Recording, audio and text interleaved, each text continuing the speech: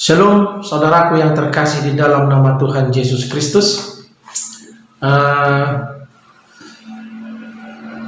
Sebagai warga negara Indonesia, sebagai rakyat Indonesia, sebagai anggota masyarakat yang tinggal di Indonesia, kita harus paham bahwa kita tinggal di negara kita yang tercinta ini dengan latar belakang masyarakat yang berbeda-beda, datang dari suku, latar belakang suku yang berbeda, status sosial yang berbeda, latar pendidikan yang berbeda, teristimewa datang dari latar belakang agama dan kepercayaan yang berbeda.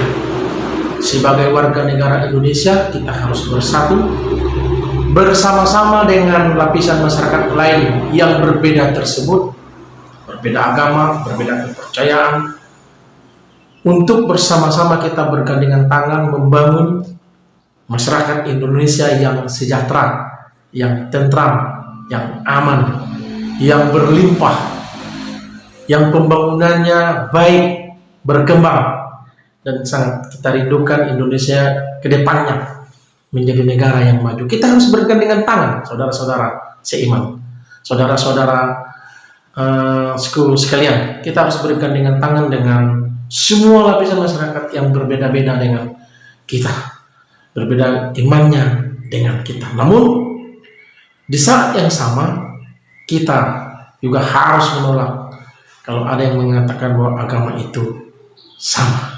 Sekali lagi saya katakan, tidak sama.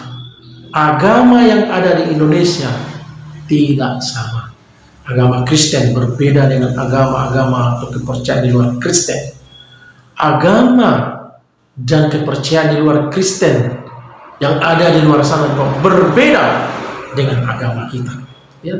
Berbeda tentang konsep Tuhan yang alkitabiah, berbeda dengan iman kita, berbeda dengan keselamatan dan juru selamat, itu berbeda tentang pengampunan dosa, berbeda dengan agama-agama yang lain, berbeda tentang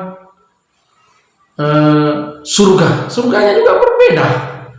Definisi surga, bagaimana surga yang alkitabiah itu berbeda dengan surga yang ada di luar sana. Jadi sekali lagi saya katakan, tidak semua agama itu sama, berbeda agama kita.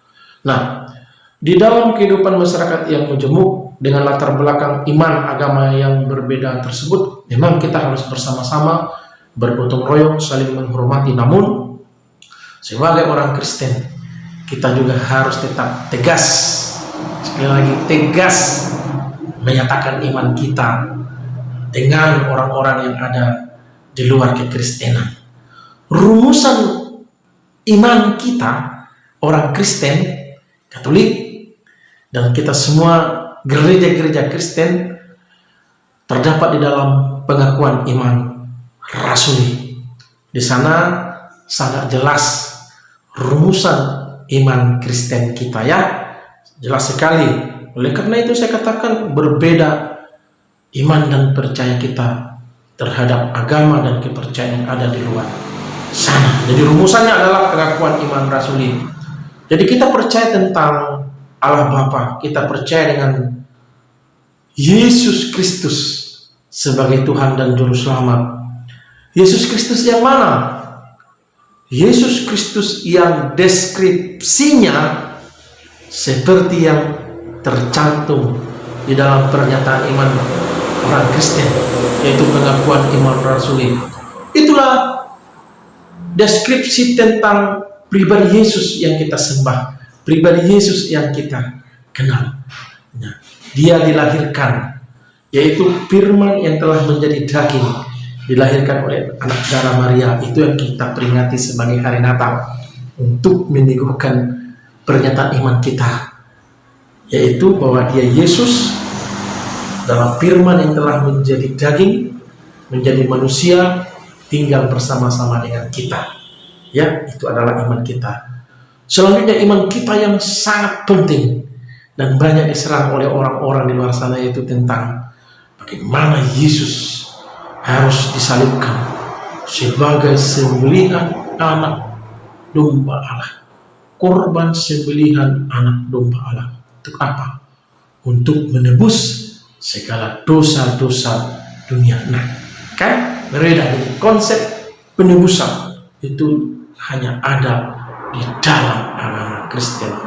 Nah, salah satu iman kita adalah Yesus disalibkan. Oleh karenanya ini adalah minggu pra-Paskah, masa-masa Paskah. Jadi kalau gereja-gereja Lutheran, gereja-gereja Protestan, dan gereja Katolik itu membuat satu kalender gerejawi yang disebut dengan Minggu Palma, Minggu Palmarum, Minggu Palmae, untuk mengingat ketika Yesus masuk ke kota Yerusalem. Nah, peristiwa Yesus masuk ke kota Yerusalem dan dielu-elukan itu tercatat di dalam Injil. Salah satunya yang menjadi rujukan saya itu Injil Matius pasal 21 ayat 1 sampai ayat 11. Jadi Minggu Palma, Minggu Palmarum adalah minggu terakhir sebelum Yesus disalibkan di hari Jumat. Ya, minggu terakhir. Jadi saya bacakan di dalam Matius pasal 21, dikatakan di sana ketika Yesus dan murid-muridnya telah dekat Yerusalem dan tiba di Betfage yang terletak di Bukit Zaitun, Yesus menyuruh 2 orang muridnya dengan pesan, pergilah ke kampung yang di depanmu itu, dan di situ kamu akan segera menemukan seekor keledai betina tertambat dan anaknya ada dekatnya. Lepaskanlah keledai itu dan bawalah keduanya kepadaku. Dan jikalau ada orang yang menegur kamu, katakanlah Tuhan memerlukannya, ia akan segera mengembalikannya. Ayat 4. Hal itu terjadi supaya genaplah firman yang disampaikan oleh Nabi. Ayat 5. Katakanlah kepada putri Sion, lihat, rajamu datang kepadamu, ia lemah lembut dan mengendarai seekor keledai beban yang mudah. Jadi Yesus masuk ke kota Yerusalem menggunakan seekor keledai, dan peristiwa ketika Yesus menggunakan seekor keledai itu sudah dinubuatkan oleh kitab para nabi. Jadi sekali lagi, peristiwa Yesus masuk ke kota Yerusalem menggunakan keledai itu sudah dinubuatkan oleh para nabi, dan Yesus masuk ke kota Yerusalem menggunakan keledai melambangkan bahwa Yesus adalah Raja Damai, pribadi pembawa damai. Dia tidak menggunakan pedang, dia tidak menggunakan kuda yang gagah, dia tidak membawa pedang. Jadi Yesus menggunakan keledai sebagai lambang bahwa Yesus masuk ke kota Yerusalem membawa damai. Lalu di ayat berikutnya dikatakan, maka pergilah murid-murid itu dan berbuat seperti yang ditugaskan Yesus kepada mereka. Mereka membawa keledai betina itu bersama anaknya, lalu mengalasinya dengan pakaian mereka, dan Yesus pun naik ke atasnya. Orang banyak yang sangat besar jumlahnya menghamparkan pakaiannya di jalan. Ada pula yang memotong ranting-ranting dari pohon-pohon dan menyebarkannya di jalan. Dan orang banyak yang berjalan di depan Yesus dan yang mengikutinya dari belakangan berseru katanya, Hosana bagi anak Daud, diberkatilah dia yang datang dalam nama Tuhan, Hosana di tempat yang maha tinggi.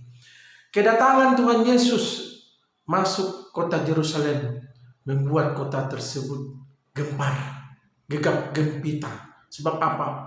Banyak orang atau penduduk Yerusalem yang menyambut Yesus dan mengikutinya dari belakang. Dan ketika Yesus lewat, mereka menghamparkan pakaian dan Yerusalem gempar. Penduduknya memotong ranting-ranting pohon atau daun-daun Yesus disalibkan. Jadi daun palma. Saudaraku yang terkasih, semuanya ini membuat tanda tanya besar terhadap penduduk yang lain. Salah satunya yaitu yang tercatat di ayatnya yang ke-10 Dan ketika ia masuk ke Yerusalem, gemparlah seluruh kota itu, dan orang berkata, siapakah orang ini? Dan orang banyak itu menyahut, inilah Nabi Yesus dari Nazaret di Galilea. Ada beberapa hal yang ingin kita dalami. Saya ingin membawa semua sahabat, saudara terkasih untuk mendalami bahwa orang-orang Yerusalem, penduduk Yerusalem yang ramai menyambut kedatangan Yesus tersebut sebenarnya memiliki bermacam-macam motivasi. Ada yang ingin melihat-lihat, karena nama Yesus sudah sangat terkenal di Galilea, Judea, Bethlehem. Bagaimana Yesus membuat mujizat, menyembuhkan orang, memberi orang makan, mengajar, membangkitkan orang yang mati. Jadi nama Yesus sudah sangat terkenal.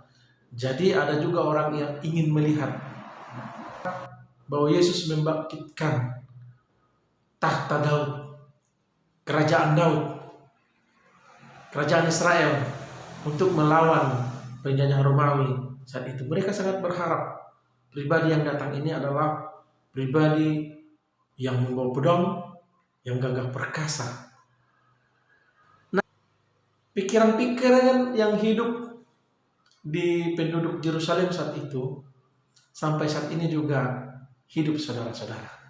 Ya, pikiran-pikiran yang hidup di kalangan penduduk Yerusalem saat itu, bahwa dia harusnya pakai kuda, bahwa dia harusnya membawa pedang, bahwa dia seharusnya yang gagah perkasa, tegas, ya, hidup sampai sekarang. Sampai sekarang juga orang menganggap iman Kristen itu bodoh. Mengapa kok memiliki Tuhan yang mau dianiaya? Ya, dia bukan Tuhan, dia nabi. Tadi ada yang menyahut, dia nabi. Sampai sekarang dia adalah nabi. Ya. Jadi pikiran-pikiran ini hidup.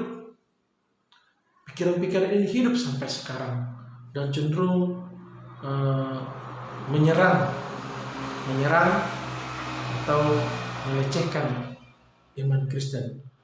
Oleh karena itu, saudara yang terkasih, masuknya Yesus Kristus ke Yerusalem itu membuat kegemparan yang luar biasa di Yerusalem, dan itu adalah awal kegemparan di Yerusalem sampai suatu saat nanti di hari-hari berikutnya, yaitu puncaknya Yesus disalibkan pada hari Jumat.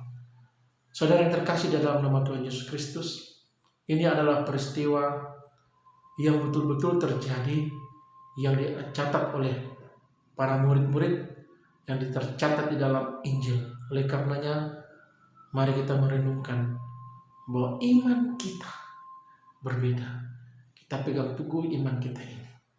Jangan mau terombang-ambing oleh pengajaran-pengajaran yang ingin